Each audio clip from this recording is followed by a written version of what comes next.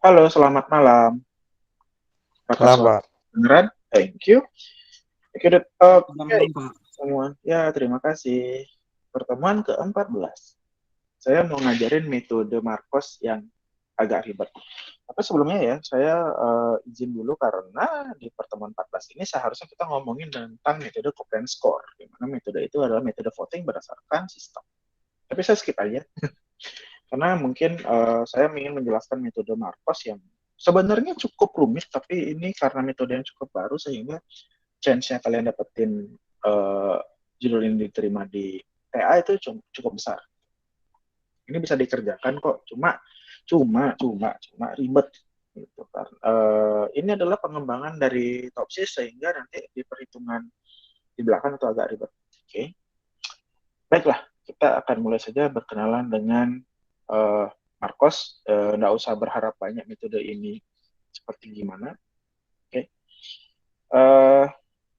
saya akan coba sedikit kasus yang berbeda dari pertemuan sebelumnya. Oke, ya, Marcos. Ya, Marcos. Measurement alternative and ranking according to compromise solution atau Marcos. Mirip nama mafia ya biasanya. Kayak gini-gini nama mafia. Gitu. Metode Marcos ini diperkenalkan oleh Selkosevic dan kawan-kawan, bahkan Pamukar, Adis Puska, dan Presiden Chatterjee pada tahun 2019. Mudah-mudahan saya nggak salah pronounce nama-nama orang situ ya. Sehingga ini metode yang baru, 2019 itu. Saya udah jadi dosen setahun itu, baru ada metode ini. Jadi lumayan baru banget. Metode Markov didasarkan pada pendefinisian hubungan antara alternatif dan nilai preferensi. Itu alternatif ideal dan tidak mirip dengan Topsis. Oke. Berdasarkan hubungan yang ditentukan, fungsi utilitas dari alternatif ditentukan dan peringkat kompromi dibuat dalam kaitannya dengan solusi ideal dan anti-ideal. Preferensi keputusan ditentukan berdasarkan fungsi utilitas. Fungsi utilitas merepresentasikan posisi alternatif yang berkaitan dengan solusi ideal dan anti-ideal. Alternatif terbaik adalah yang paling dekat dengan ideal dan saat yang sama terjauh dari titik referensi anti-ideal. Oke. Nah, intinya nih mirip sama Marcos, mirip Marcos ini mirip dengan Topsis yang di-upgrade gitu. Harapannya seperti itu. Prosedur Marcos seperti ini, dia ada pembentukan matriks awal yang diperluas. Ya, ini agak sedikit berbeda karena di kolom ini ada AAI ya. Ada AAI, ada AI itu. Anti ideal dan ideal. Itu harapan. Oke. Untuk pembentukan matriks awal ini diperluas ketika dia benefit, ya itu anti idealnya itu adalah nilai max, anti idealnya nilai min, anti idealnya adalah nilai max, dan kerugian itu sebaliknya. Oke. Kemudian normalisasi, ketika dia benefit itu nilai alternatifnya, itu nilai elemennya dibagi dengan nilai anti ideal. Tapi kalau kerugian, nilai anti idealnya yang dibagi dengan nilai elemen. Tuh.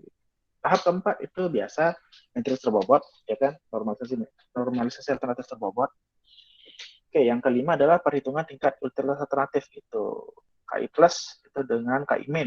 Itu dapatnya telah SI dibagi SAI dan SI dibagi SAI. Itu SI adalah jumlah sum ya, S itu biasanya mewakili jumlah elemen matriks terbobot V yang dihitung dengan menggunakan persamaan berikut. SI sama dengan sigma N di mana I sama dengan 1 terhadap VIJ gitu. Yang tadi. Nah, ini nih yang ribet. Ini yang ribet. Penentuan fungsi utilitas alternatif FKI. Itu FKI sama dengan dalam ini KI plus tambah KI min dibagi 1 ditambah 1 dikurang FKI plus bagi FKI plus ditambah dalam kurung nih harusnya nih 1 dikurang FKI min dibagi FKI min gitu. Dimana FKI mewakili rumus berikut. FKI itu kaitannya dengan solusi ideal, FKI min itu fungsi dari solusi anti ideal ya. FKI plus itu sama dengan KI plus dibagi KI min ditambah KI plus. Kalau FKI min itu adalah KI min dibagi FKI min dibagi KI min plus KI plus. Gitu. Kemudian rankingannya descending. Oke, sudah kasus Marcos kita akan coba aja sudah kasus yang berbeda dengan yang sebelumnya. Saya mau ke Omni aja deh. Kita main di Marcos. Saya punya banyak metode yang saya sudah kerjakan di Excel. Seharusnya kalau ini bisa berarti, wah kan ribet. Oke. Anggap saja ini nggak ada ini ya, nggak ada setting. Ini cuma random, nilai random aja ya. Jadi misalkan saya punya alternatif terbas sebanyak 12, hasilnya seperti ini. Kecil banget ya. Nah, cakep deh. Saya punya kriteria itu ada 9, kriteria 9. Cost benefitnya saya random saja. Ini manual value-nya kayak gini. Jumlah kriteria segini itu nanti akan berhubungan dengan normalisasi alternatif. Normalisasi bobot. Gitu. Terus saya punya nilai alternatif 1 sampai 12. Saya random aja nilainya nih, random, bener-bener random. Kemudian kayak saya jumlahkan, ya kan? Saya jumlahkan, saya cari max-nya, saya cari min-nya, gitu, hanya untuk lengkap. Nah, kita dapat normalisasi alternatif seperti ini.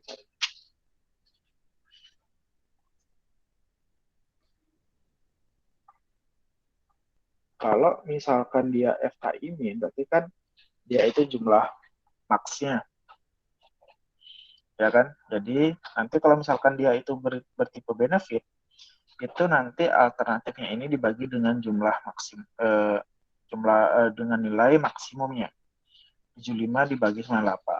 Jadi 0,7. Coba kita tes manual. 75 dibagi 98. 0,76 ya. Sama ya. Oke. Kalau dia cost, artinya nilai min-nya, nah ini berarti nilai min-nya dibagi dengan jumlah ini. Sama ya, 0,527 ya. Nah, kayak gitu. Jadi kita sudah dapat nilai normalisasinya. Caranya seperti itu. Oke. Selanjutnya kita perhitungan normalisasi berbobot. Itu dengan cara mengalihkan ini dengan ini nih, dengan normalisasi alternatifnya nih. Normalisasi alternatif kita sudah dapat. Habis itu ini ada bobotnya, jadi kalau coba kita testing. Yuk. Ini dikali dengan ini. Fit 0,174 ya. Sama ya. Nah, diam di sini deh. Oke. Selanjutnya kita punya solusi anti ideal. Solusi anti ideal itu ini sudah dapat nilainya masing-masing. Nah, ideal distance itu menggunakan max dari kolomnya. Anti ideal itu min dari kolomnya. Nah, setelah hitung, nah ini kita sum atau di sini adalah SI ya. SI. Nah, di sini berarti ini SAI, ini SAAI, ini SAI, ini SAAI. Kayak gitu. Jumlahkan, dan seterusnya. Nah, kemudian kita akan dapat nilai preferensinya kayak gini cara ngitungnya. KI min itu sama dengan nilai ini dibagi dengan nilai solusi anti ideal. Untuk FKI min ya. KI min ya. SI dibagi dengan SAI dan seterusnya. Nah, dapatnya segini. KI plus itu dengan jumlah SI-nya dibagi dengan jumlah jumlah ideal nih. Ini dia. Ya, kayak gini kan dapatnya kan. KI min plus. Oke. FKI itu sama dengan KI min dibagi KI min ditambah KI plus. Ya, FKI KI plus ya dibagi KI min tambah KI plus. Wow, nilai preferensinya kayak gini. Ini panjang ceritanya. Kalau bisa dilihat di sini, AR, ASR. Jadi yang pertama itu adalah jumlah KI min ditambah KI plus. Dalam kurung. Dibagi 1 ditambah dalam kurung 1 kurang ini FKI plus dibagi FKI plus. Dalam kurung ditambah 1 min FKI min dalam kurung bagi FKI min. Hasilnya seperti itu. Ya, sudah dapat seperti ini.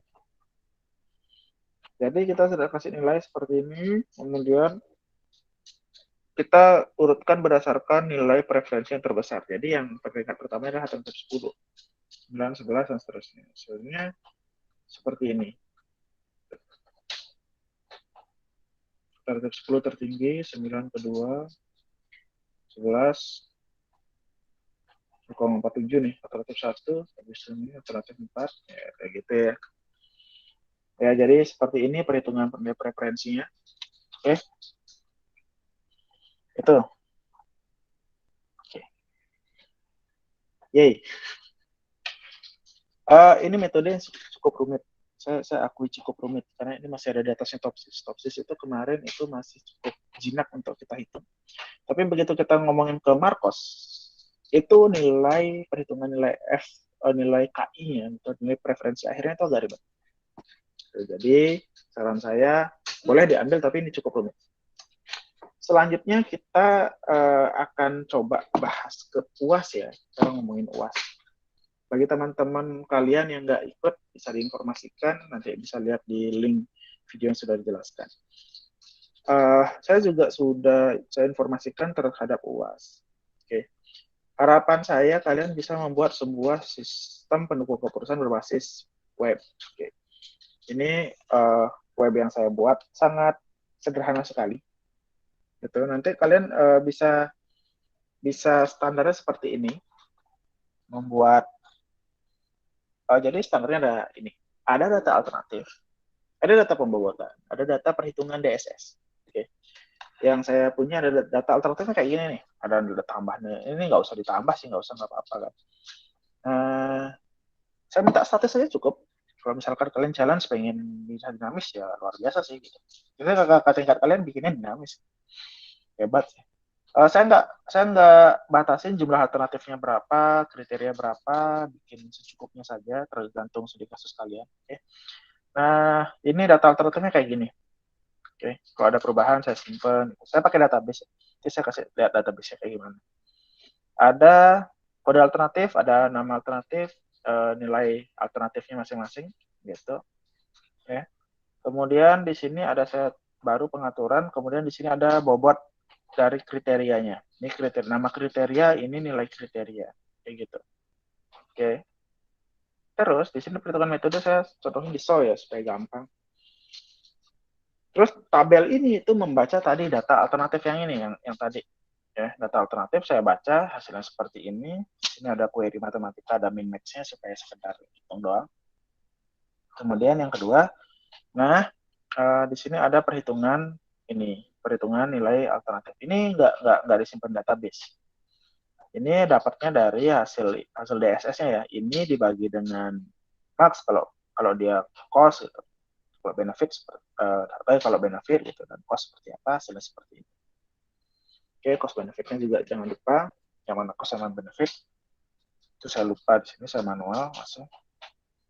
Nah, kemudian saya lanjutkan di sini nih bisa pakai AHP tapi saya nggak minta kalian pakai AHP, kalian pakai ini aja ya, pakai pembobotan biasa aja gitu. Kalian random aja, kalian normalisasi dulu nggak masalah, atau kalian pakai normalisasi supaya mudah juga boleh. Nah, nanti pembobotannya seperti itu, nanti biasa hasil nilai normalisasi alternatif dikali pembobotan. Nah, dapatnya ini 8. Nah, normalisasi preferensi kan ini cuma disam aja ya dari sini. Ini disam, hasilnya seperti ini. Udah, harapan saya sesimpel itu. Oke. Jadi ada page data alternatif, ada page pembobotan, kemudian ada page untuk menampilkan hasil perhitungannya. Tapi kalau misalkan kalian lihat default value saya kayak gini, default view-nya kayak gini. Gitu. Nanti kalau misalkan ini di expand, ini muncul. Itu sih fitur ini. Kalau kalian lihat database saya itu simple. Itu data alternatif kayak gini doang. Ini ada angka-angka yang disimpan, database-nya, kemudian data kriterianya cuma nama doang. AHP kalian nggak perlu ya, setting. Nah, di setting ini kalian ada gini nih, ada data-data yang kalian simpan. Nah, ini adalah data pembobotan nih. Ini data pembobotan. Kayak gitu. Oke, itu doang. Oke. Mudah-mudahan bisa. Oke. Terus tadi frequent asked question ya. Jadi FAQ-nya untuk ini biasanya saya sarankan web atau mobile gitu. Kalau web saja lah. Web lebih umum ya dibandingkan desktop. Terus apakah statis? Ya, harapan saya minimal bisa statis. Kalau dinamis, syukur banget gitu buat kalian. Kemudian apakah pakai database? Saya pribadi pakai database. Kalau kalian nggak mau pakai database, mau pakai kalian manual aja bisa. Yang penting kalian itu ketika saya minta untuk mengubah data nilai alternatif, saya nggak mengubah datanya, saya nggak mengubah jumlahnya. Itu statis untuk jumlah kriteria atau jumlah alternatif nggak masalah. Tapi ketika nilainya saya ubah misalkan kayak tadi itu nilainya 80 gitu, saya ganti jadi 85 bisa nggak? Kayak gitu. Hasilnya berubah nggak ke belakang? Hasilnya tetap benar nggak sih hitungan DSS? Gitu aja. Jadi membuktikan bahwa hitungan DSS kalian di program itu benar. Oke. Ini akan kalian tampilkan di tanggal 12 Januari, kita akan meet untuk demo project gitu. Kemudian nanti yang dilaporkan pada apa namanya? UAS itu hanya apa namanya? Screenshot doang, cover sama screenshot. Misalkan kalian kelompok 5 orang seperti yang kemarin ya, kelompok 5 orang misalkan kalian kemudian kumpulkan tuh masing-masing orang. Jadi kayak gitu. Oke. Kira-kira ada pertanyaan mengenai DSS? Dikerjakan berkelompok ya, 5 orang, supaya kalian nggak ribet juga. Gitu. Teknisnya saya serahkan pada kalian. Kelompoknya siapa silahkan. Terserah sama kalian, misalkan kalian mengganti kelompok ya kemarin nggak apa-apa. Ingat ini UAS dikerjakan dengan baik, gitu, dikerjakan dengan tepat waktu. Tuh. Oke. Ada pertanyaan kira-kira terkait dengan UAS ataupun metode Marcos yang membingungkan ini? Kita tinggal 2 pertemuan lagi, kita sudah usai. Sudah di ujung semester ya. Gimana kira-kira aman? Kalau kalian butuh form apa perhitungan DSS bisa kontak ke saya. Saya kasih formnya. Kalian mau pilih metode apa silahkan. Gitu. Oke. Ada pertanyaan sebelumnya? Tidak? Aman? Untuk saat Tidak ini. ada. Aman. Dek? Aman, Pak. Aman, Ya, Pak. siap. Oke, baiklah. Nanti kalau ada pertanyaan nanti bisa di chat seperti biasa. Oke, itu saja. Mudah-mudahan nggak ribet tugasnya. Kalian ada tugas programming lagi kayaknya. Semester 5. Nggak apa-apa. Kita jalan. Oke. Baik. Bapak mau bertanya, Ya, gimana, Omi? untuk kasusnya itu bebas kan Pak ya? Mau ngambil bebas. kasus apa aja? Jadi bebas. Metodenya juga bebas Pak? Atau Metodenya sesuai yang Bapak kirim? bebas. Boleh AHP, boleh profile matching misalkan, boleh yang lain-lain. Yang penting kalian bisa kerjakan gitu. Kalau mau di AHP ataupun so juga nggak masalah. Oke. Gimana Omi? Aman? Sebenarnya idenya udah ada Pak. Webnya itu nggak ngerti. Ya, kalau misalkan Omi ada gini, apa namanya, ada ide, bisa kamu juga kerjain bersama teman-teman yang kamu bisa bantu untuk di programming. Kalau misalkan nggak bisa, cari teman lain untuk membuatkan dulu programnya. Saya tidak menuntut kalian mengerjakan programnya sendiri, tapi kalau bisa ada ya, gitu. Kalau bisa ada, usahakan ada. Karena seperti yang saya juga sudah bilang, ini akan membantu kalian dalam proses TA nanti. Kalau misalkan kalian itu pengen lulus di jalur DSS, coba challenge diri kalian, gunakan metode yang kalian rasa bisa nembus ke TA, jadi supaya dapat feel-nya juga. Nanti misalkan kalian sudah sekarang bisa bikin program yang cukup bagus itu, kalian bisa nanti tinggal add-in saja beberapa, misalkan kalau ada tombol login atau tombol tambah atau tombol seperti apa, cari seperti apa, itu bisa kalian tambahin juga gitu ya. Jadi kalau misalkan seperti apa kurang-kurangnya nanti bisa konsultasi ke saya lagi. Oke? Kalau misalkan kalian perlu perhitungannya seperti apa, nanti saya kasih perhitungannya. Oke? Ada pertanyaan lagi? Aman. Ya, aman. Oke, terima kasih sudah hadir, terima kasih sudah meluangkan waktu dan kuotanya. Di pertemuan 14 kita ada 2 pertemuan lagi, kita akan di UAS kita tanggal 12 Januari hari Rabu kita akan meet untuk demo program. Satu kelompok 5 menit beres. Pak ini udah bisa, ya udah gitu. Segampang itu aja ya. Oke. Itu saja pertemuan kali ini. Apabila ada pertanyaan bisa disampaikan di grup. Terima kasih sudah hadir. Selamat malam. Terima kasih. Saya izinkan dulu. Selamat malam. Makasih, Pak. Terima kasih. Selamat malam. Ya, terima kasih. Selamat malam. Makasih, Pak. Terima kasih.